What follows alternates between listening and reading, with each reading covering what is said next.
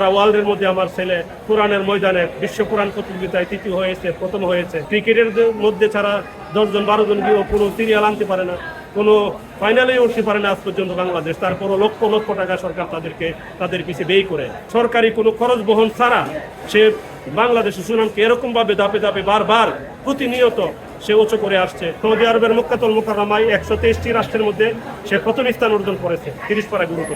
এইবার লিবিয়াতে বিশ্ব কোরআন প্রতিযোগিতায় সে 3য় স্থান অর্জন করেছে। আলহামদুলিল্লাহ, এটা তো ভাষায় প্রকাশ করার মতো না। চেয়ে গর্বের, এর চেয়ে সুখের, এর চেয়ে আনন্দের আর কি হতে পারে। সারা ওয়ার্ল্ডের মধ্যে আমার ছেলে কোরআনের ময়দানে বিশ্ব কোরআন প্রতিযোগিতায় তৃতীয় হয়েছে, প্রথম হয়েছে। এর চেয়ে সুখের খবর আমার কাছে মনে হয় আর কিছু হতে পারে না। আমরা খুবই আনন্দিত যে এই ছেলেটা বাংলাদেশের হয়ে, বাংলাদেশের নাগরিক হয়ে কোরআনের মাধ্যমে সারা পৃথিবীর মধ্যে বাংলাদেশের সুনামকে অর্জন করে, উঁচু করে, সারা বাংলাদেশের পতাকাকে উঁচু করে। তাকে রাষ্ট্রীয়ভাবে তাকে সম্বর্ধনা দেওয়া উচিত। রাষ্ট্রীয় প্রটোকলের মাধ্যমে তাকে লাল গোলাপ গালিচা দিয়ে তাকে সম্বর্ধনা দেওয়া উচিত। ক্রিকেটের মধ্যে ছাড়া 10-12 জন গিয়েও কোনো সিরিয়াল আনতে পারে না, কোনো ফাইনালে উঠতে পারে না আজ পর্যন্ত বাংলাদেশ। তারপরও লক্ষ লক্ষ টাকা সরকার তাদের পিছিয়ে ব্যয় করে। এটা খুবই দুঃখজনক।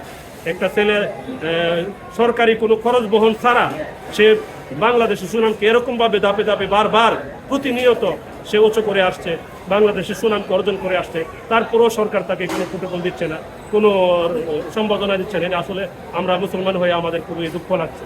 আনাজকে নিয়ে আমাকে তাকে একজন আলেমে হাক্কানি, আলেমে রব্বানি বানানোই আমার একমাত্র আশা আকাঙ্ক্ষা।